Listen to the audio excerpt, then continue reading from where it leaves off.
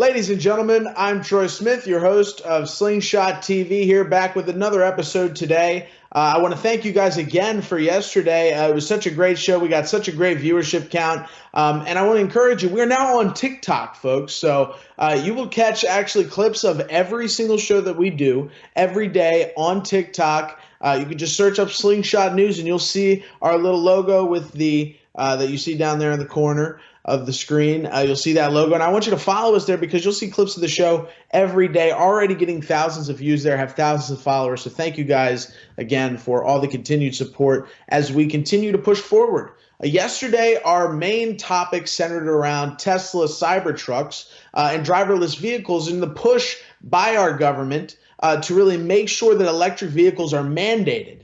We covered that several states have actually enforced or plan to enforce electric vehicle mandates, meaning all gas-powered vehicles will be banned. That segment so powerful, and it's getting a lot of traction on X, a platform where Tesla is talked about quite a bit. So go ahead. If you haven't seen that show yet, check it out. But in the meantime, we have another huge segment today, and that is the disparity. We're going to be looking at the disparity between coverage of President Donald Trump and President Joe Biden. Some of the very relevant issues that exist for President Biden in his history with race that simply have never been addressed by the media, something that we're going to talk about in depth today. So we have a clip of Biden yesterday mumbling to the press about a meeting with segregationists. President Biden, as a senator, as a U.S. senator, where he served from 1970 until ultimately becoming VP under President Barack Obama in 2009, Senator Joe Biden at the time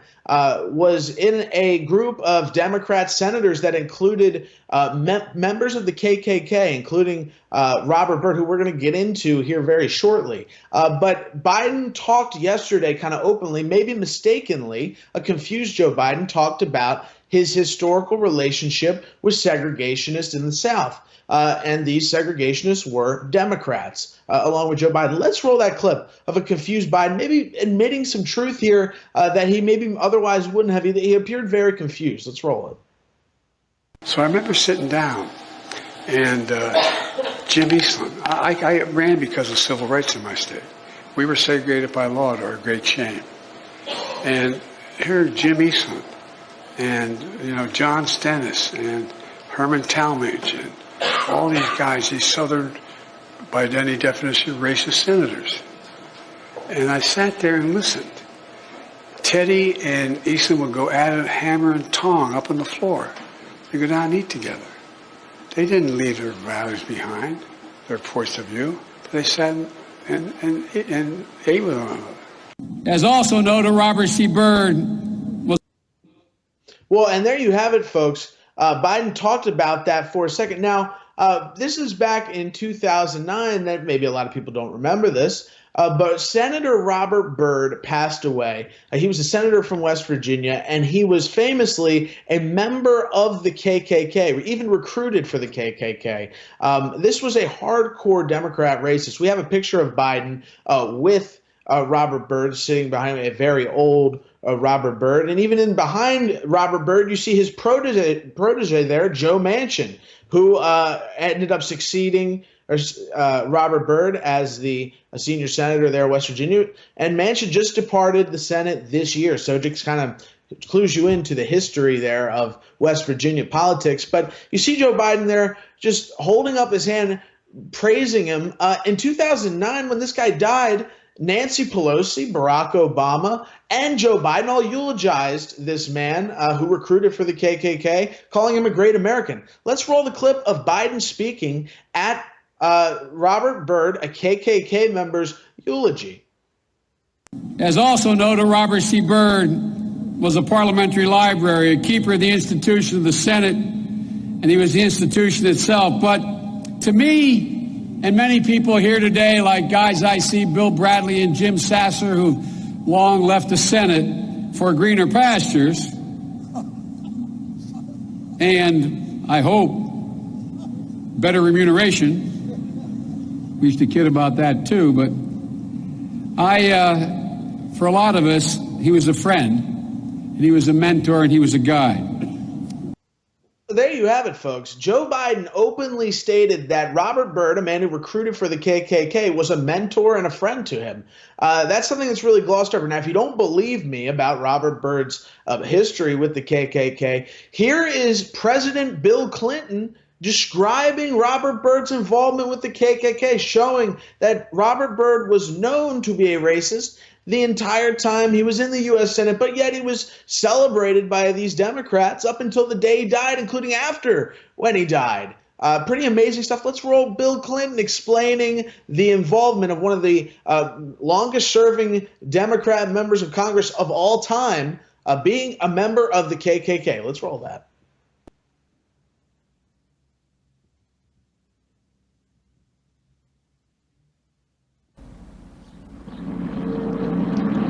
There are a lot of people who wrote these eulogies for Senator Byrd in the newspapers, and I read a bunch of them, and they mentioned that he once had a fleeting association with a Ku Klux Klan. And what does that mean? I'll tell you what it means. He was a country boy from the hills and hollows of West Virginia. He was trying to get elected. And maybe he did something he shouldn't have done, and he spent the rest of his life making it up. And that's what a good person does. There are no perfect people. There are certainly no perfect politicians. I mean, it's just shock. I mean, it leaves you speechless, because you have Bill Clinton up there, who is a rapist. Bill Clinton is a rapist. That's something that has been documented. And one of the most disturbing things, being on the Stone Zone for a year with my good friend Roger Stone, I've heard so many things about the Clintons that have just been unbelievable. I will never forget, in one interview I did with Roger, he described the practice that Bill Clinton routinely did throughout his career to really assault women, and he would pull women aside, Bill Clinton, at parties, and he would bite down on their bottom lip. He would actually get their bottom lip in his mouth and bite down on it to the point where it was gushing blood.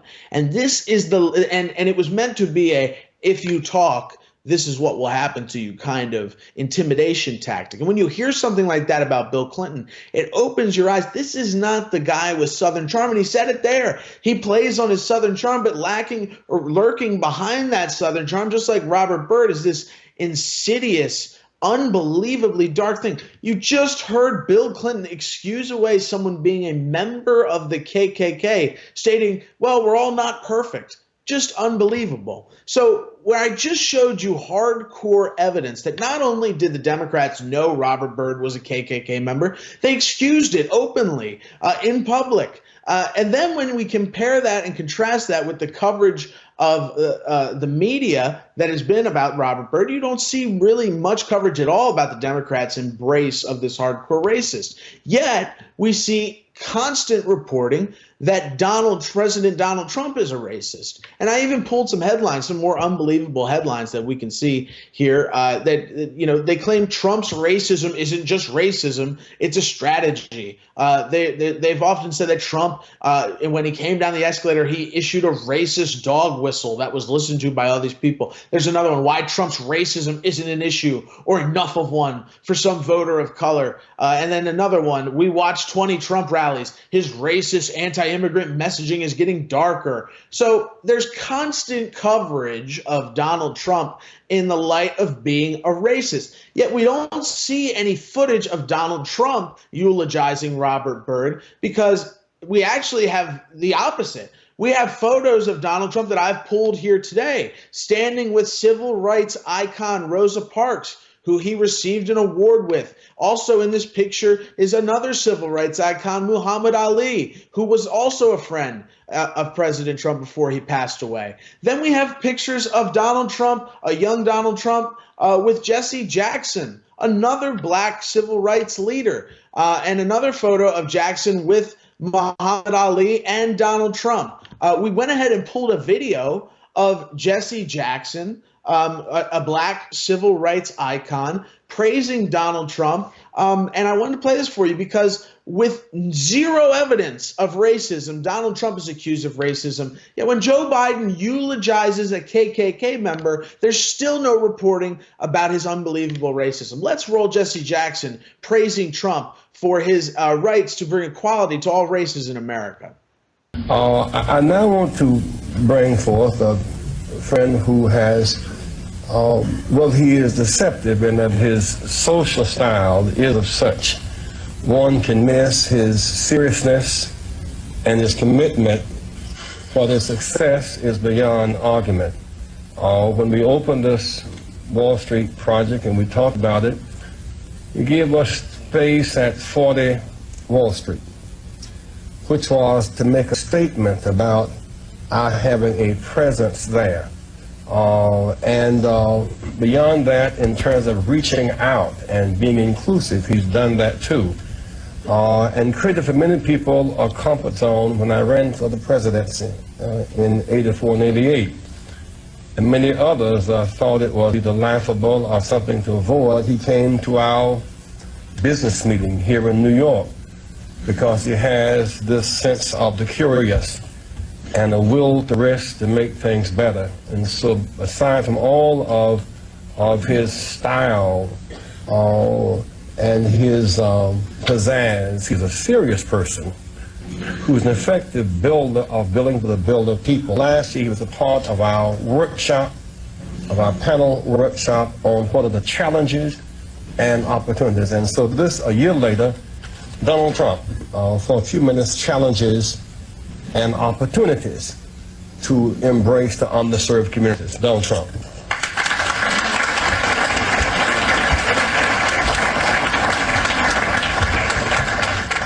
I will tell you, a large percentage of the people, and especially in construction, that are building these great jobs are black and minorities, and I'm very proud of it. We have close to 25%, and I think the number's going up, and they do a great job. There are no better builders than we have in New York, and a big percentage of that is black and minority folks. So I just want to thank everybody in the room for being here. I look forward to some questions, and then I don't know how we're ever going to leave this building today, because if you look outside, it is terrible, but we'll figure a way. There's always a way, and thank you, Jesse, and congratulations. There you have it, folks. I mean, that video says 1,000 words, a million words about how Donald Trump was viewed before he got into politics. And it also highlights the unbelievable silence by the media on Joe Biden's racism. And I think that highlights overall the willingness by the mainstream media to protect Democrat politicians and, more importantly, really deflect the problems that exist with their candidates on the Democrat side and push those problems onto Republicans like Donald Trump, who serve really as a threat to the political wishes of the media and their allies in the Democrat Party. Nothing speaks to this silence better than a clip from the 2020 election that received very little media coverage of Joe Biden talking to a black radio host, Charlemagne the God, and telling him that if you do not vote for him, if you have to even think about voting for Joe Biden or Donald Trump, that you ain't black. He said this straight up. To this day, it drops my jaw to hear it. Let's roll Joe Biden saying this in 2020, which received just crickets from the media. Nobody talked about this. Let's roll it. It's a long way until November. We got more questions. You got more questions, but I tell you, if you have a problem figuring out whether you're for me or Trump, and you ain't black, and you ain't black, and you ain't black, and you ain't black. It was hurtful to hear you talk about the reputations of two United States senators who built their reputations and career on the segregation of race in this country.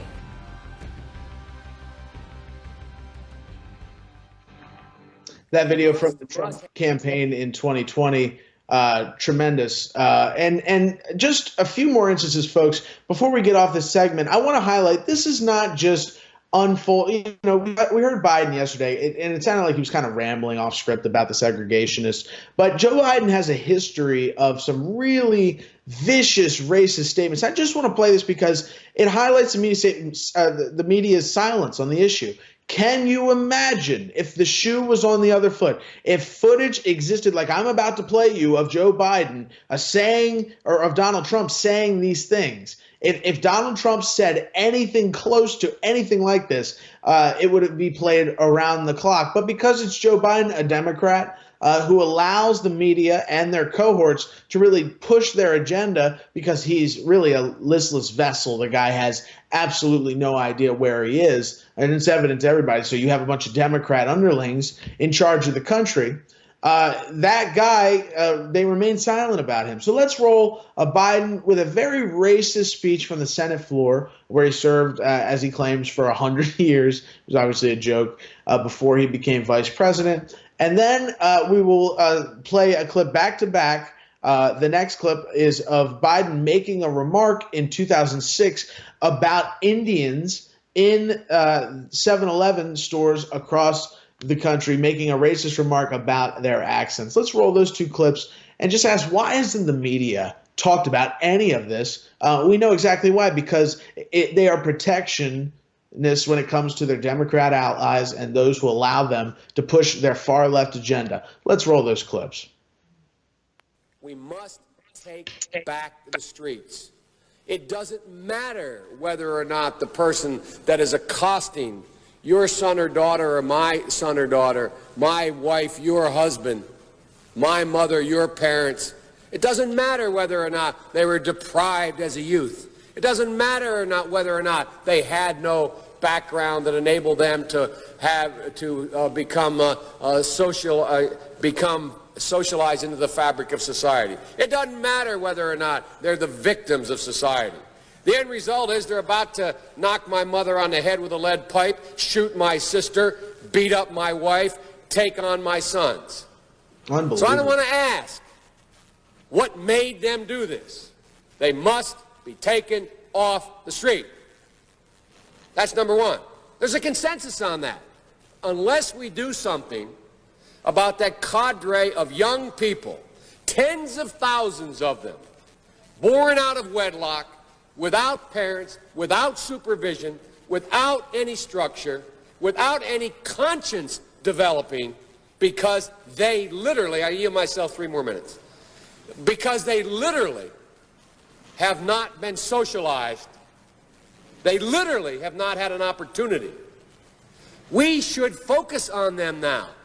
If we don't, they will, or a portion of them will, become the predators 15 years from now. And Madam President, we have predators on our streets that society has, in fact, in part because of its neglect, created. Again, it does not mean because we created them that we somehow forgive them or do not take them out of society to protect my family and yours from them. They are beyond the pale, many of those people. Beyond the pale. And it's a sad commentary on society. We have no choice but to take them out of society. And the truth is, we don't very well know how to rehabilitate them at that point. That's the sad truth. I'm the guy that said, rehabilitation, when it occurs, we don't understand it and notice it. And even when we notice it and we know it occurs, we don't know why. So you cannot make rehabilitation a condition for release. That's why in our system, there's the federal system, you serve 85% of your time. It's a shame, but we don't know how to rehabilitate. But there is a consensus, and I will cease.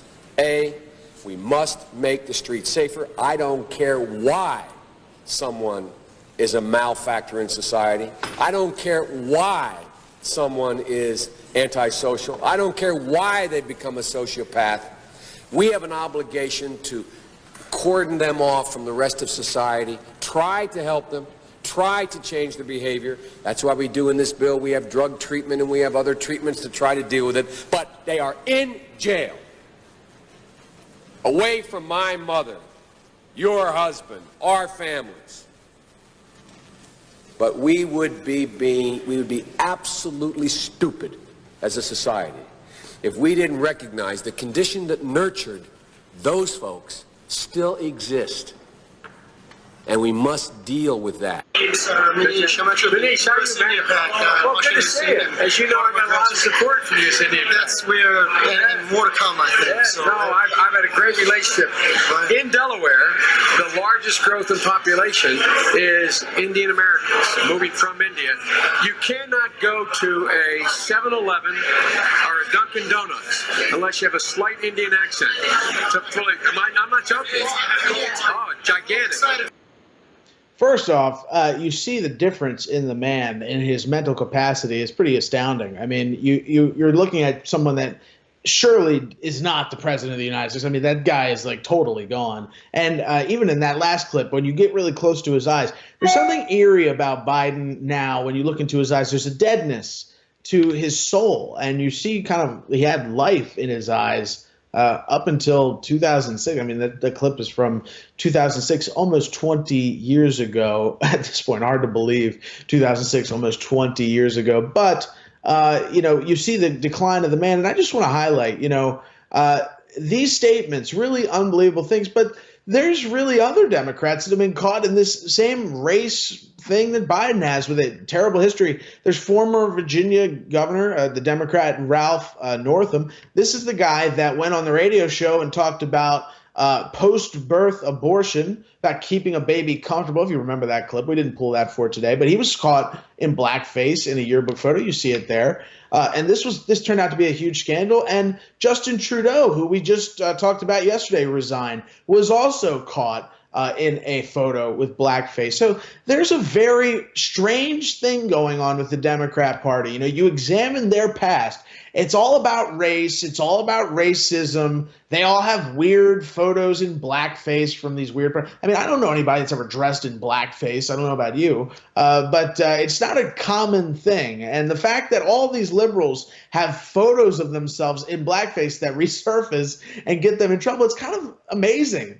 Because the people they accuse of being racist, you don't see that. There's no photo of Donald Trump in blackface, but Howard Stern, who sits there and calls him racist. Well, there's plenty of photos of him in blackface with the big pink painted on lips, using offensive language towards black Americans. I mean, and trust me, there's a line when it comes to this stuff. And you look at what they do, particularly Biden's statements there, and it's just egregious. And it highlights the media's silence is deafening when it comes to this stuff. And when you put it back to back to back, and you actually examine the fact he said these things, and you imagine, what if Trump had said these things?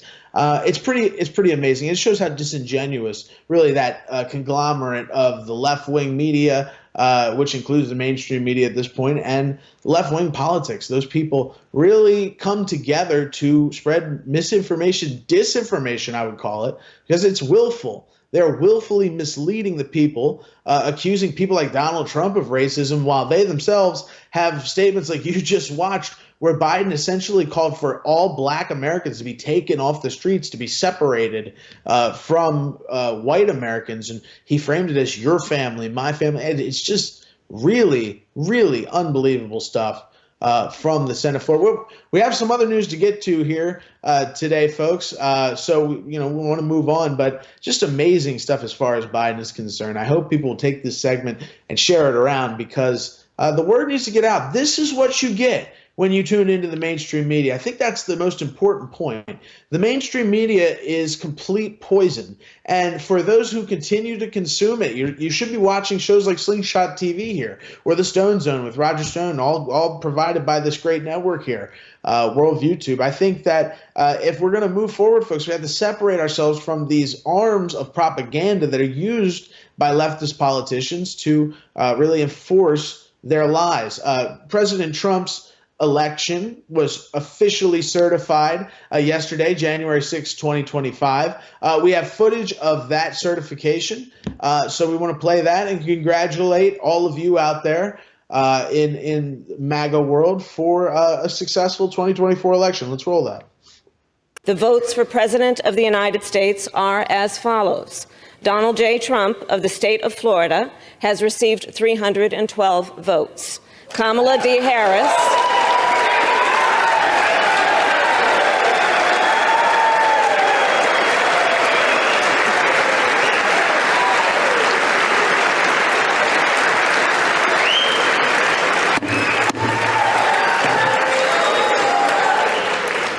Kamala D. Harris of the state of California has received 226 votes.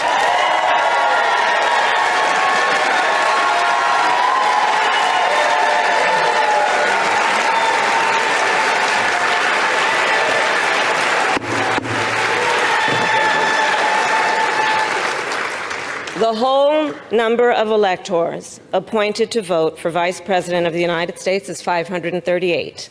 Within that whole number, a majority is 270. The votes for Vice President of the United States are as follows. J.D. Vance of the state of Ohio has received 312 votes.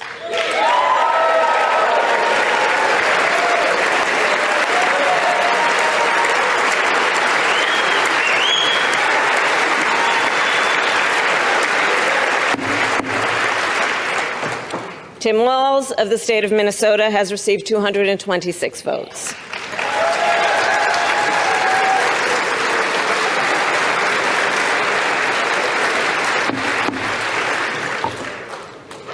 This announcement of the state of the vote by the President of the Senate shall be deemed a sufficient declaration of the persons elected President and Vice President of the United States, each for a term beginning on the 20th day of January 2025, and shall be entered together with the list of the votes on the journals of the House and the Senate.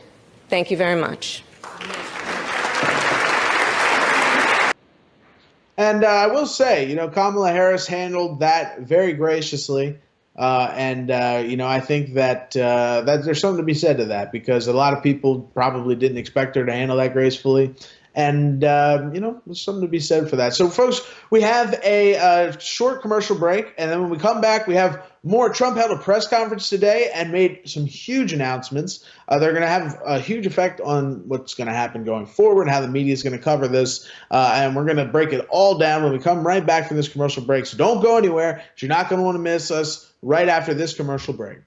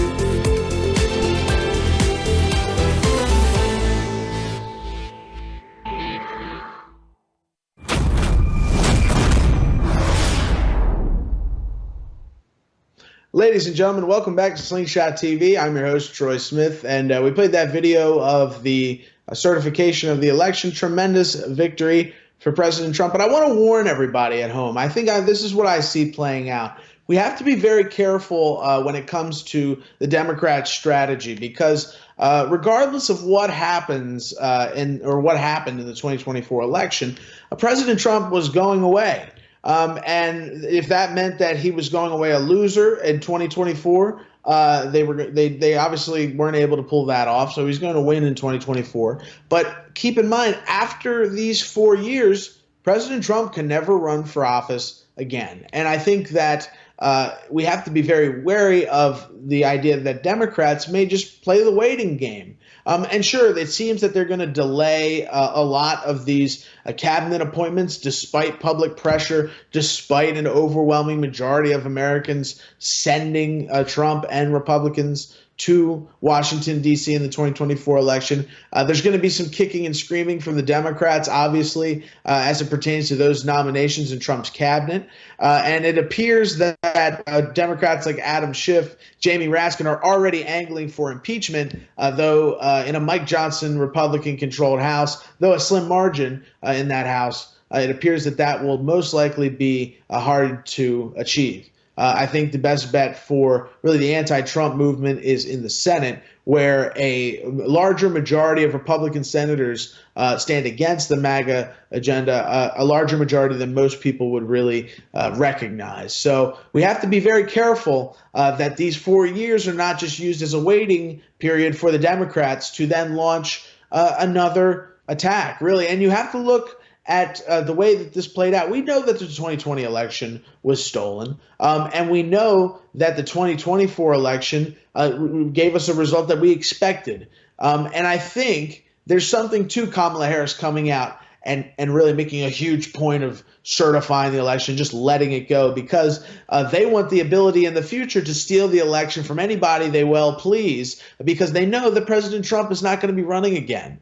So we have to keep the pressure on. We have to make election integrity, now that Republicans control the House and the Senate and the White House, election integrity has to be the #1 priority, because if it's not addressed within these 4 years, it opens the door for Democrats and establishment Republicans to rig elections going forward forever. We saw what happened in 2020. It was not a fluke. It was not a one-of. For some reason in 2024, whether it was too big to rig, whatever, they didn't get the result that they want. That does not mean that the system's problems have been resolved. It means that right now they've been temporarily resolved. And if we want to make that a lasting effect, where we can use real, honest, integral elections that are based in truth, if we can cement that as our future, then we protect ourselves from the idea that they could elect anybody at any time. And it will be incredibly interesting to see how Republicans address that. But I would encourage all of you at home, kindly contact your representatives and graciously ask them to address election integrity. We want single-day voting. We want absentee ballot only for people who absolutely need it, and the military, of course. And we want paper ballots. We don't want machines. We don't want scanners. We don't need you to make computer images of every single ballot. This is a simple process. Countries like France have elections with incredible integrity that are taken within an hour in the entire country. So it's something that can be achieved. It's something that has to be addressed by this Republican Congress if they have any hope of really maintaining any kind of power in Washington, D.C. We cannot forget 2020, and we cannot allow Republicans to kind of move on from that and say, well, it's not an issue, because once we end the Trump era, it will be an issue that recurs again and again and again. And regardless of what happens in 2024 and beyond, President Trump cannot run for office again. Those telling you that he can are lying. And it would take shredding the Constitution down to its last atom in order to preserve Trump's presidency and to take him beyond 2024, the 4 years in 2024. That would be a catastrophe, the likes of which we've never seen. And anybody pushing that, it's a real problem. And I see really the logic behind it. They want to get attention. They want to make it a big scene. But you're talking about things. If you're talking about staying in office beyond the 8 years that you are allowed constitutionally, you're talking about treason. You're talking about a takeover, and that's something totally different. It's not a serious idea. It's not something that's pushed by serious individuals. It's really pushed by people who think that is what people in power want to hear, that you can stay forever. And the truth is that President Trump is much more sophisticated, much smarter than that. But he does know it triggers the leftists big time when he talks about, I think he shared a meme one time of Trump 2028, Trump 2030. So, it's just a joke, and people freak out about it. But there are some people who think it's very serious, and it's just not. It's something that we have to keep in mind. And for all of you at home that have had struggling been struggling with your grocery prices, been struggling with rapid, rampant inflation, I should say. Help is on the way. President Trump held a press conference today in which he promised that prices for things like your grocery bill are going to go down quite a bit, pretty drastically. This has a lot to do with his energy policies. Let's hear what the president has to say on this. It's always hard to bring down prices when somebody else has screwed something up like they did, but we'll bring them down. We'll get them down. Energy is going to bring down prices. We're going to have a lot of energy, and energy is what brought it up. Energy and their bad spending is what brought it up, and energy is going to bring it down. We're going to have prices down. I think you're going to see some pretty drastic price reductions. As an example, food, bacon, ham, apples, everything has gone through the roof. It's one of the reasons I won. So as you know, I said it, inflation was one of the reasons I won, but I think the biggest reason I won was the fact that they are allowing prisoners to come into our country. They released their prisoners, their murderers. Thousands of murderers are now walking around the streets of our cities and farmland all over. Murders, people that have killed. Many, 32% have killed more than one person. They released them from their jails, their prisons, and their mental institutions and insane asylums into our country.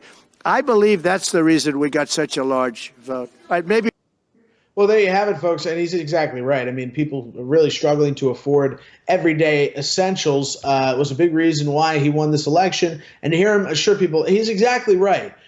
There's been some obstacles placed by the Biden administration that I think will be easily hurdled. That includes the banning of offshore drilling, which we discussed earlier this week. And the idea that prices are going to come down, we have to address the spending. It's going to be interesting to see how President Trump does this, too, because a lot of the spending plans that were passed by the Democrats are a decade of spending, and they brag about the fact most of this isn't kicking in until 2025 and beyond. It's something that has to be addressed right away, particularly as it pertains to the green energy portions of those bills that will hamper fossil fuels, natural gas, clean coal. All of these things would be dramatically altered and really hurt by these government subsidies being pumped into solar farms and things of that nature that really just don't have the output, the capacity to really justify their own existence. You look at something like a windmill that doesn't produce enough energy in its lifetime to equal the amount of energy it takes to produce the thing. That's a major problem. And you look at places like Texas, particularly in Austin, that outsourced a lot of their power to solar farms when they had ice storms down there. People's hot water heaters all combusted and blew up because the power failed and they didn't have enough energy to get through the hellacious ice storms. I believe that was 2021. You could not get a water heater in the United States unless you lived in Texas because all of the companies that create and make water heaters sent everything they had to Texas, and it still wasn't enough. It was about a half a year where every manufacturer in the country was churning out water heaters to get Texas back to where it needed to be because of wind farms and solar farms. So these bills that have been passed, the American Rescue Plan and a lot of the COVID relief stuff passed by the Democrat Congress and the White House, that includes billions of dollars for green energy projects and, more importantly, the assault on our fossil fuel industry continues from the left, where they're over-regulating, overtaxing.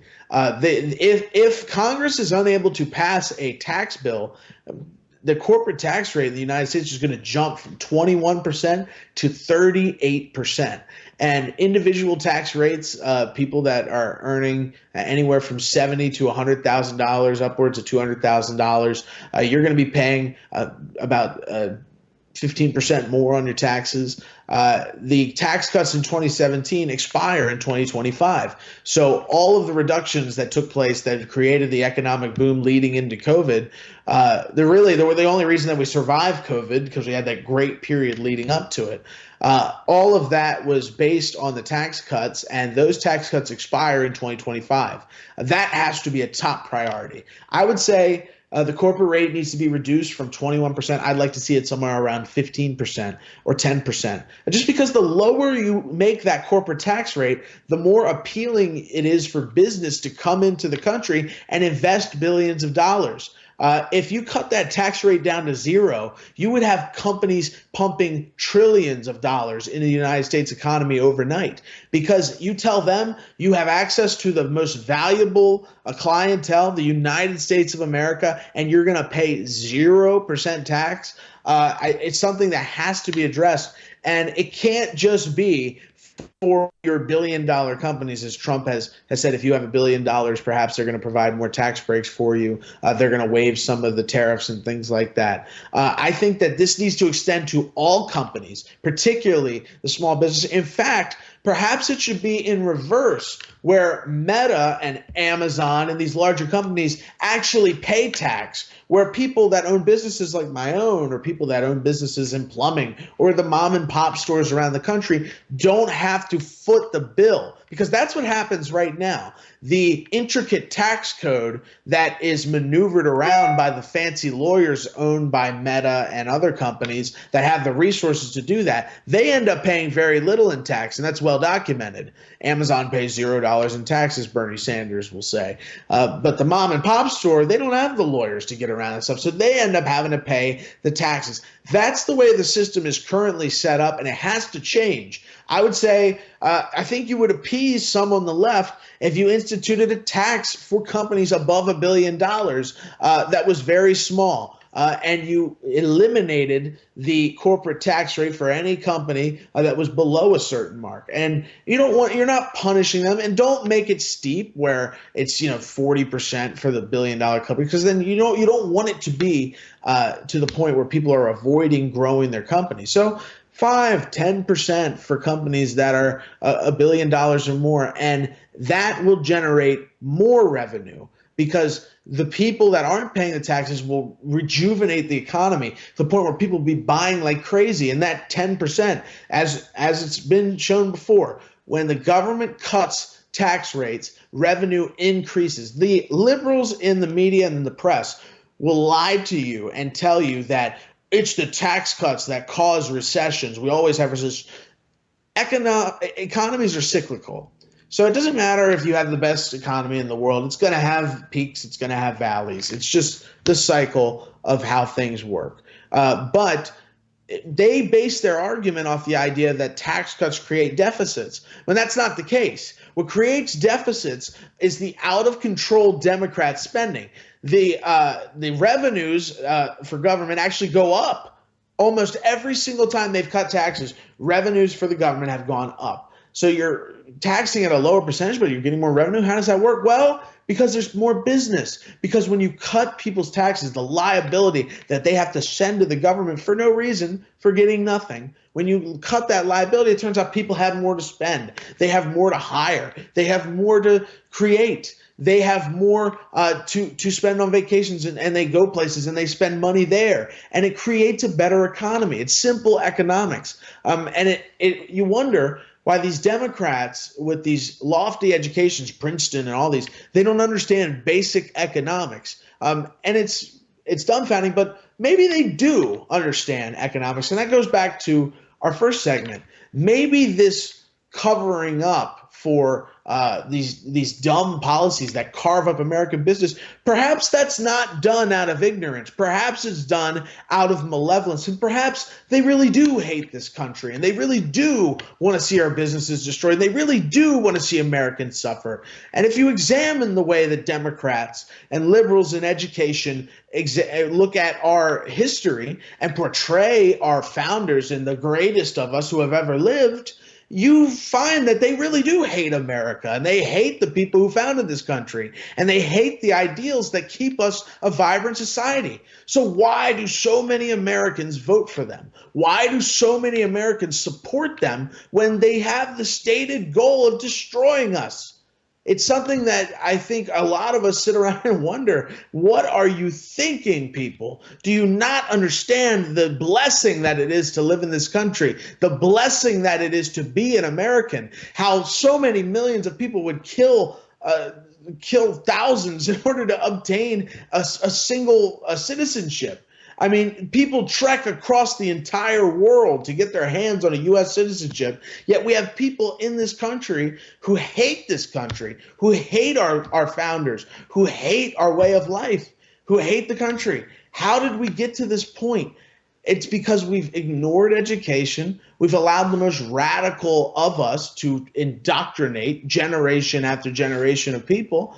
And now we have individuals who are lost. They don't understand the greatness of America. They don't understand what it means to be an American. And for them, all America is represented is the corporate master, the liberal educator that has you under their boot, the indoctrination, the lack of education, and all the while being told to be grateful for it because you're living in the best country in the world. It doesn't make any sense. These people don't make sense. If you attribute some kind of naivete to them. They're not naive, folks. They're not naive. They're malevolent. They hate you. They hate this country. And if allowed, they'll plunge the entire nation off the cliff. They're almost suicidal in their nature. And I keep thinking back to that one Trump tweet. I'm trying to stop the world from killing itself. We don't need people in this country anymore who hate this country leading it. We need people who love this country and love Americans and want to see us prosper. And it feels like when you turn on the news, when you turn on the TV and you see movies and television shows, or you turn on your radio, all you hear are people who have disdain for this country. And for any God-loving, flag-waving American, it breaks your heart to see. But at the same time, it burns a fire within your soul, a passion that says, we will not let this flame be extinguished. We will not let you destroy liberty. We will not let you take our country, and we will never, ever go silently into that good night. We have another clip from that press conference today from President Trump warning Hamas terrorists that if they do not release hostages prior to him taking office, really on the first day, that all hell will break loose. That's a direct quote. Let's roll that great clip from Trump's press conference today. I don't know anyone who delegates better than President Trump. He gives us a lot of authority to speak on his behalf, and he exhorts us to speak emphatically. And emphatically means you better do this, because the alternative. Do you think they're waiting for President Trump to take office? No, I think they heard him loud and clear. Better get done by the inaugural. But when you say all hell will be paid, all hell must be paid if we don't release the hostages. You know what that means, don't you? Well, do I have to define it for you? Look, all hell will break out. If those hostages aren't back, I don't want to hurt your negotiation. If they're not back by the time I get into office, all hell will break out in the Middle East. And it will not be good for Hamas, and it will not be good, frankly, for anyone. All hell will break out. I don't have to say anymore, but that's what it is. And they should have given them back a long time. They should have never taken them. There should have never been the attack of October 7th. People forget that. But there was, and many people are killed. They're no longer hostages. I have people from Israel and others calling, begging me to get, we had also people there from the United States, just so you know. They're holding some so-called hostages from the U.S. But I've had mothers come to me and fathers crying, can I get the body of their son back? Can I get the body of their daughter back? Just horrible stuff. And you have to respect President Trump for making that statement. And look, I think Israel and the conflict there with Hamas, it's gone on for far too long. These people have been in captivity for far too long. We need somebody to make an emphatic statement that says we're going to either end this now, you're going to either end this now or all hell breaks loose. To have that man back in the White House is something, the way he deals with foreign policy will be studied for generations to come. A masterful statement by President Trump. And I'm predicting on this show that those terrorists will release those hostages if they are alive, if they're still living, they're still with us. Those hostages will be released by the inauguration, if not on the day of the inauguration. We have another clip that we want to get to, kind of an interesting thing. Trump has vowed to change the name of the Gulf of Mexico to the Gulf of America. Now, the leftist media is freaking out about this. Pretty unbelievable. Let's roll this great clip. Another fantastic idea. A marketing genius, President Trump. Really unbelievable. We're going to be changing the name of the Gulf of Mexico to the Gulf of America, which has a beautiful ring that covers a lot of territory. The Gulf of America, what a beautiful name. And it's appropriate. It's appropriate. Well, there you have it, folks. President Trump really, that's going to send Joy Reid into a tailspin. In fact, before we get out of here, we just have a few minutes left, folks. I wanted to highlight the insanity of MSNBC's Joy Reid, who was wearing these bizarre elephant earrings yesterday on the anniversary of January 6th, which, by the way, the left says is worse than Pearl Harbor. They say it's worse than the Civil War. That's not me using hyperbole. They've really actually said those things about January 6th, 2021, where the only person that died was Ashley Babbitt, who was shot in the throat by a security guard. Which, by the way, all of a sudden, deadly force against somebody without a weapon, not a problem when it's Ashley Babbitt. If it's Trayvon Martin, then yeah, it's a problem. But Ashley Babbitt, no, you just shoot her in the throat. Nobody even cares. But let's roll Joy Reid with these insane earrings. And then let's go back to remember her conspiracy theory. We'll get to that right after this clip. Let's roll Joy Reid with these insane earrings. Just, I mean, out of her mind. Hey guys, it's Joy. So a lot of you guys have been asking on the socials what my earrings are. And yes, they are fabulous. Here they are. They are elephant earrings. And the elephant is significant for a couple of reasons. Of course, Delta Sigma Theta Sorority Incorporated symbol is the elephant. But the significance of me wearing them today is that elephants never forget. And today is January 6th, 2025, 4 years since the January 6th insurrection. And we, Americans who actually care about democracy and the real peaceful transfer of power, you know, not coups and insurrections, we will never forget. That is the significance of the earrings today. Have a great day. Peace. Well, folks, first off, it's not a democracy. The United States is not a democracy. And I encourage Joy Reid, go ahead and pick up a copy of the Federalist Papers. And go ahead and read what our founders said about a democracy. You can actually keyword search. It's very easy. In fact, we may even pull that up for tomorrow. They were terrified of the idea of the U.S. becoming a democracy. They hated democracies, and they actually worked against creating a democracy in the United States because they understood that democracies are unstable by nature and they don't last. And maybe part of the problem in the United States is that we've had constitutional amendments and all kind of laws passed that from people who think that we're a democracy. We're not a democracy. We're a constitutional republic. The Senate was not supposed to be democratically elected. It's supposed to be appointed by state legislators. You can look that up. And a whole rash of things have been done to the system created by our founders to corrupt it, to make it not what it was supposed to be. And they were very clearly against a democracy. But besides that point, Joy's wrong on that. Let's roll her talking about the Trump shooting in Butler after it happened, claiming that Trump was never shot, that he had actually been hit by a shard of glass, even though a member of the crowd was hit by one of the stray bullets and killed, Corey Comparator. Let's roll the clip of Joy Reid spreading this baseless conspiracy theory and ask why she hasn't been kicked off the air for lying. Alex Jones was sued for $1 trillion for going on air and saying false things about a shooting. This individual goes on Instagram Live and says the exact same thing about a shooting victim, and nothing's done about it. Why hasn't she been sued? Why is she still on the air? Let's roll that. We still don't know for sure whether Donald Trump was hit by a bullet, whether he was hit by glass fragments, whether he was hit by shrapnel. We don't have those details. We actually have no details from his physician, even though this man is still a Secret Service protected, and presidential candidate. We knew almost nothing.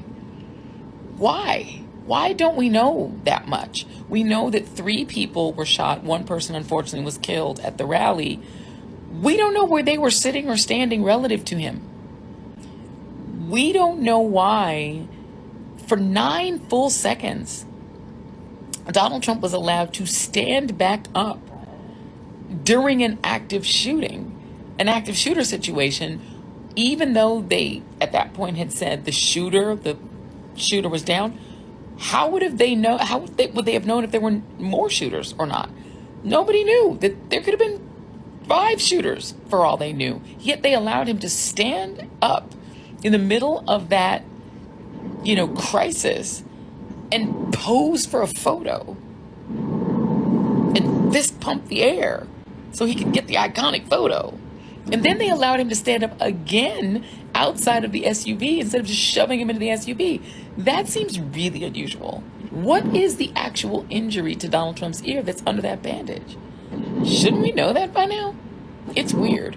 And there doesn't seem to be a whole lot of curiosity about it, in the sort of media world, my profession. It's weird, right? Where are the FOIAs?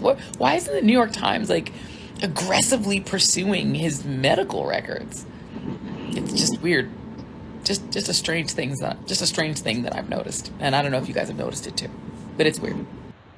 Watch the eyes, folks. You examine the eyes of that individual. That is mental illness on display. She has a mental illness. That person is out of their minds. And the idea that she gets to go in there, just spread shocking, baseless conspiracy theories about assassination attempt of the president of the United States and maintain her job as an anchor on a major cable news network, it just highlights the hypocrisy. And you don't have to look very far on MSNBC or ABC to see other Democrat operatives like Jen Psaki or George Stephanopoulos who went directly from Democrat politics in the White House to becoming anchors on the news. You don't see Republican strategists becoming anchors on the news. You don't see Republican people that work in the White House like fixers, like Roger Stone. You don't see him as an anchor on NBC or ABC. But George Stephanopoulos, yeah, he's allowed to be an anchor because he's a Democrat. And that's how it goes, folks. So I guess the theme of this show is the hypocrisy of the Democrat Party and those friends in the media that cover for them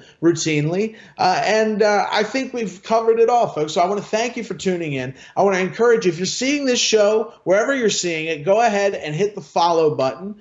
Share it with at least 5 or 6 of your friends and family that you think would like the show, because we're continuing to grow here. If you see this on X, go ahead and give us a retweet. Go ahead and give us a like. And be sure to follow us on TikTok, X, Facebook. Just look up Slingshot News, and we're verified basically on every platform. I'm your host, Troy Smith. We'll be back tomorrow with another great episode of Slingshot TV. I hope you enjoyed this and you have a beautiful evening. God bless, and God bless the United States of America.